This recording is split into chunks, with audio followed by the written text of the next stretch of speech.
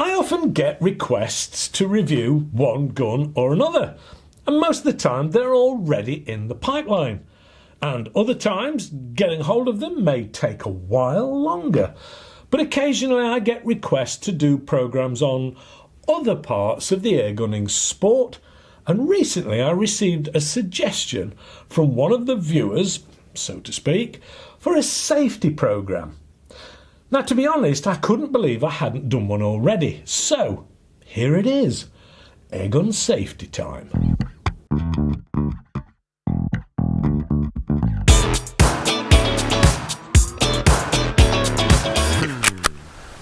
Hello and welcome to AAR On Air. Well, at the end of every programme I always suggest that you stay safe and shoot safe. This week's programme is hopefully going to tell you how to do just that, Airgun Safety. Where do I start such a programme? Well, ideally at the point of purchase, I would say. The first thing to point out is the laws relating to airguns can and will vary dependent on where you are in the world, and even from area to area and county to county. So please check your local laws for your specific restrictions. Here in Blighty, you firstly need to be over 18 to purchase a sub 12 foot-pound air rifle or sub 6 foot-pound air pistol. Now, either of these can, however, be used even if you are under 18 and ideally over 14, provided you are fully supervised. At last count, by an adult over 21 years old supervision. Again, check your local areas. Now, if you're obviously over 18, then you may not necessarily be asked for ID when you buy the airgun.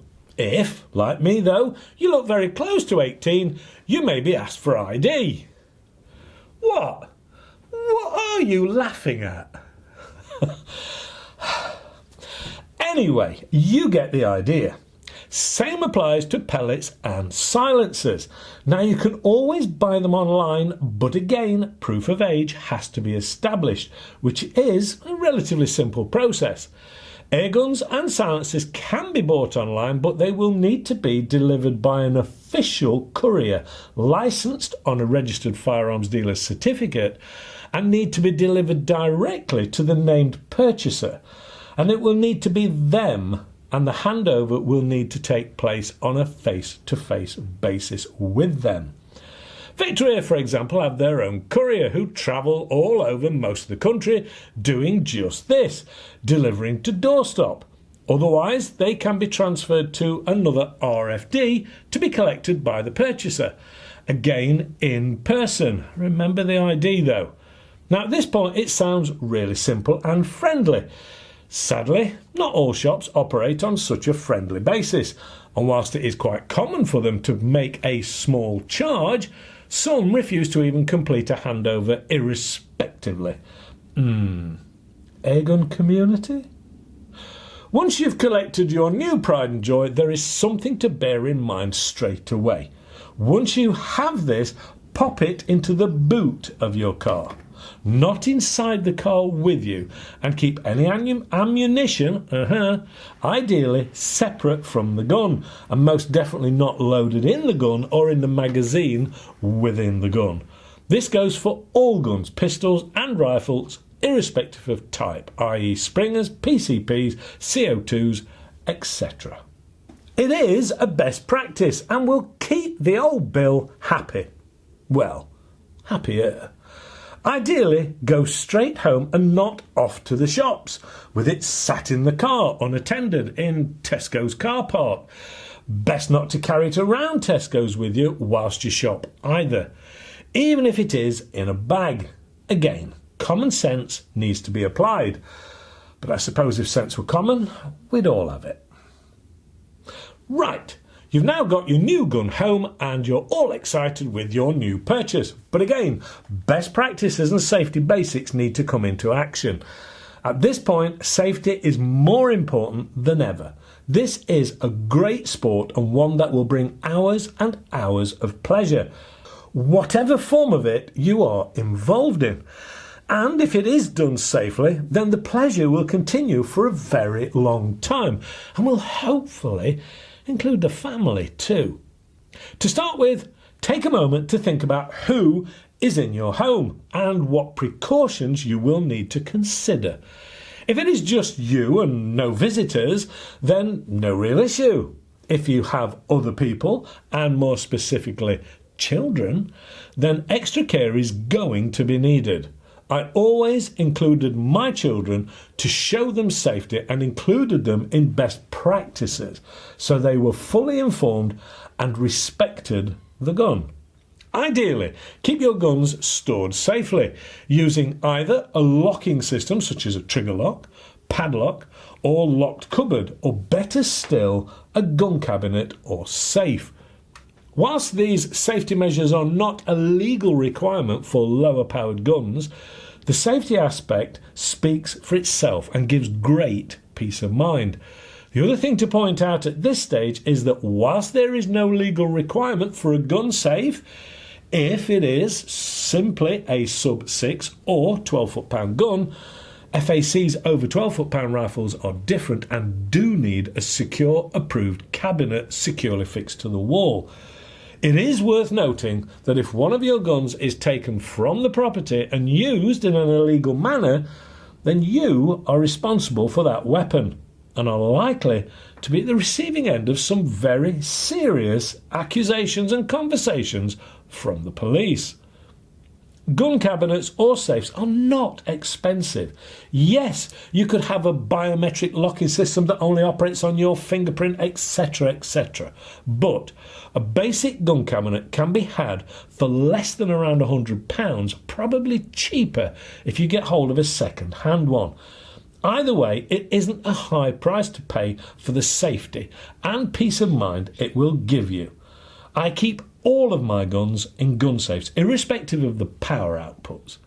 And yes, I have a few gun safes.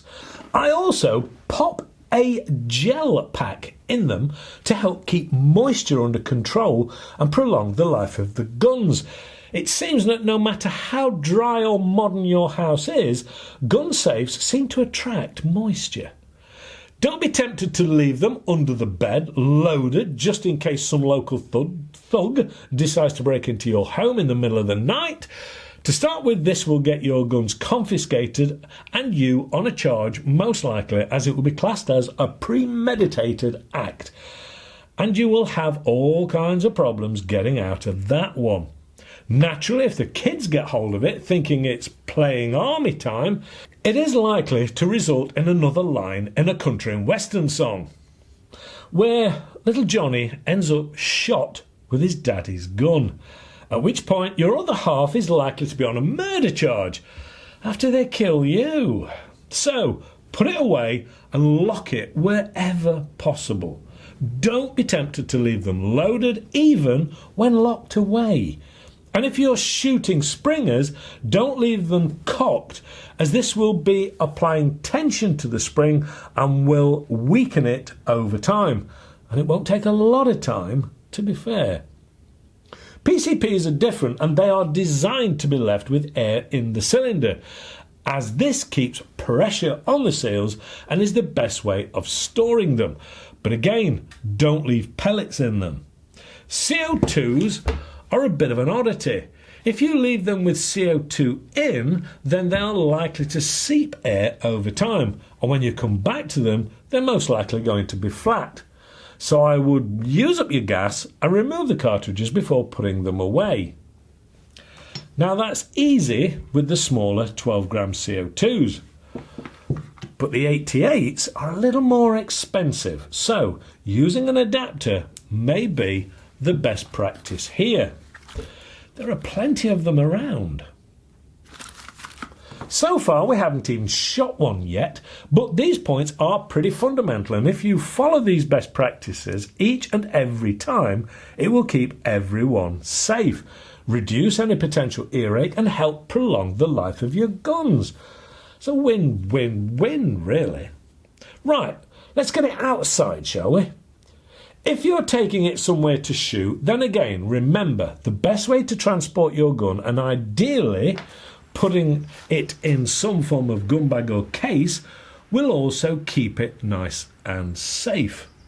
Some people have suggested you need a licence to transport airguns around, or a specific car, or a safe in your vehicle.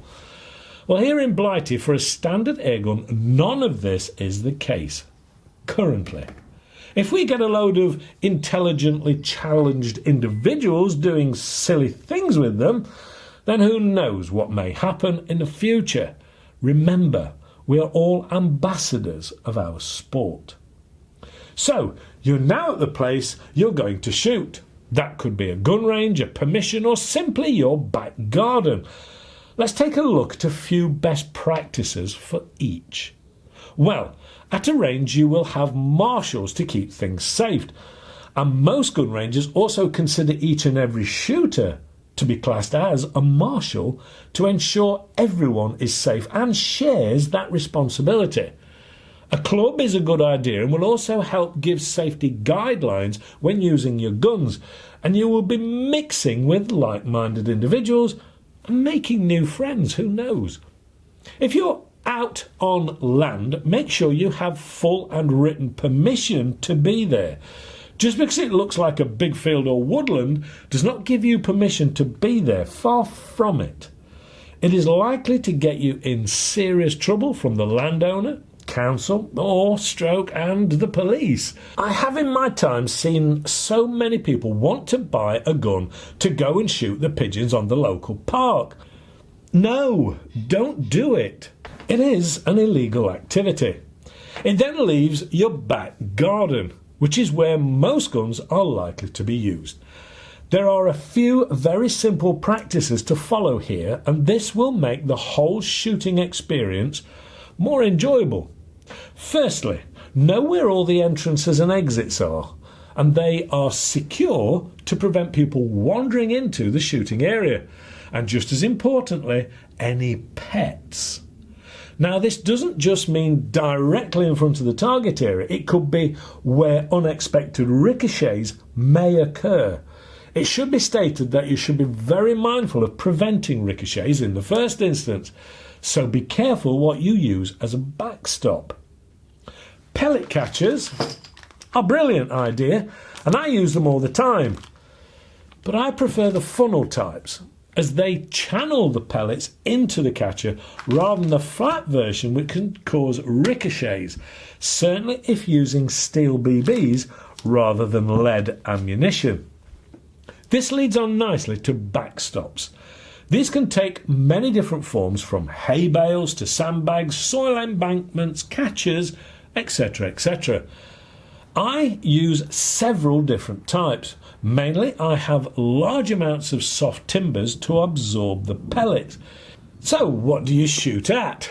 It is really important that you aren't tempted to take tree shots or chimney or roof shots, because no one can 100% guarantee hitting the target, or that the pellet isn't going to go through the target and then off to cause all kinds of potential problems. If you miss, you could even do damage to properties, etc. You have a responsibility to keep your shots within your own boundary.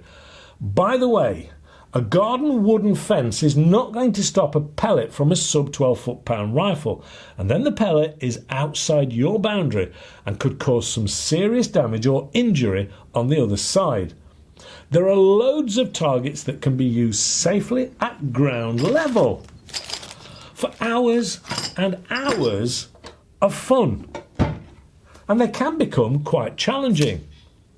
So, as a best practice, keep your shots low. Always look beyond the target to ensure nothing else is likely to be hit in the case of a miss or a through shot. If you include your family, instill these practices in them to ensure everyone is safe and can join in the fun safely. If others are involved, ensure all weapons are empty and decocked with safeties on and down on the bench, not held, before anyone goes down range, and ensure everyone is aware of what is happening at all times. Any younger shooters should always be supervised by a responsible adult and not left for any period of time on their own. Again, ensure any targets you are shooting at have been recognised as safe to shoot at and don't have other things in the vicinity that could cause an issue, and only shoot at legitimate targets. Don't decide to start taking pot shots at something because you want to see what will happen. There could be ricochets. It could go through the target and onward to hit something else, etc. If you're out and about using night vision, be very, very careful. Often what looks like a rabbit, say, in the infrared or thermal scope, can turn out to be someone's pet cat or small dog. Then the trouble really starts. Let's just take a moment now to look at actually using the guns.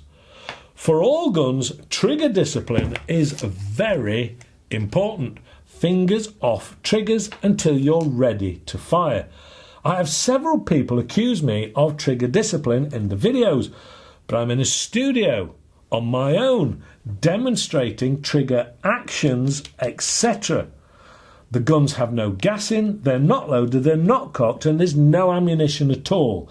Even then, when not demonstrating, I consider finger off triggers is a best practice, even on my own in the studio. Don't cock the gun until you're ready to use it, and use safeties as a matter of habit. But assume the safety doesn't work. You're the ultimate safety with a gun.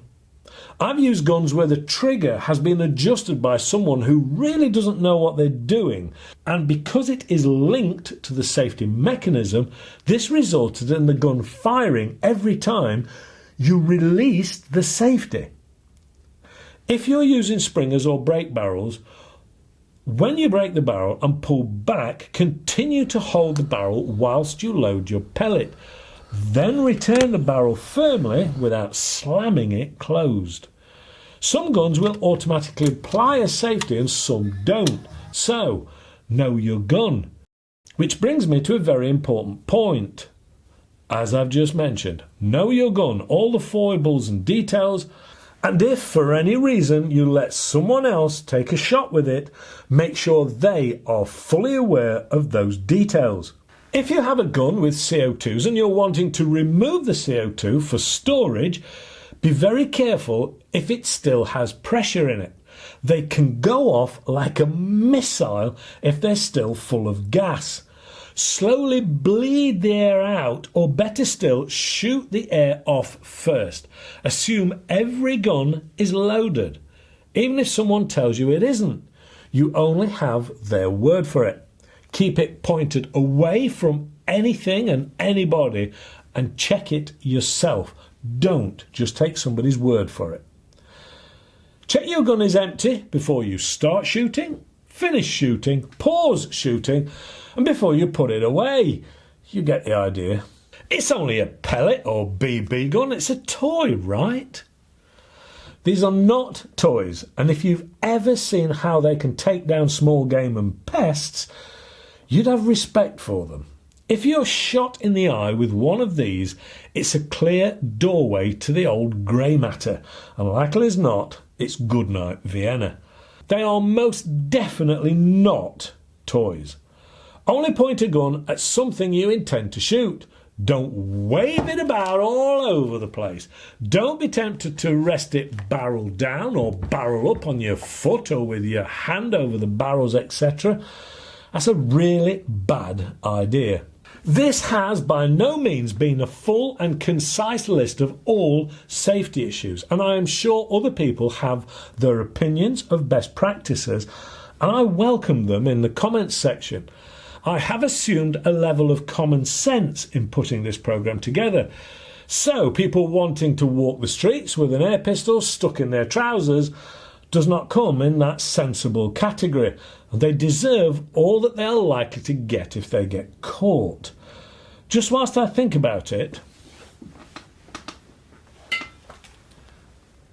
air tanks for PCPs. They're a wonderful thing, allowing quick and easy refills anywhere, but they are holding air pressure at 300 bar or over 4,000 psi, so treat them with a bit of respect. Don't let them rattle around in the boot of the car. Keep them secure. Oh, and away from fire. If one goes up, it will likely take the side of your house out. Keep them in date and checked by a qualified company. If you have an accident and it's in the boot of the car, inform the authorities it's in the car, and hopefully it will keep everyone else safe. Finally, I'm not a fan of insurance policies for this, that and the other. I don't insure my fridge, washer, cooker, microwave and goodness knows what else. I could buy another with the premiums that I've just saved. But I do have insurance when I'm out shooting that covers me for millions of pounds in the case of an accident. And it costs around £20 a year. It's a no-brainer, really. Above all, if the basics are followed, then shooting will become more of a pleasure for everyone, with the fears of injury greatly reduced. It should never be taken lightly. It should become habit at all times.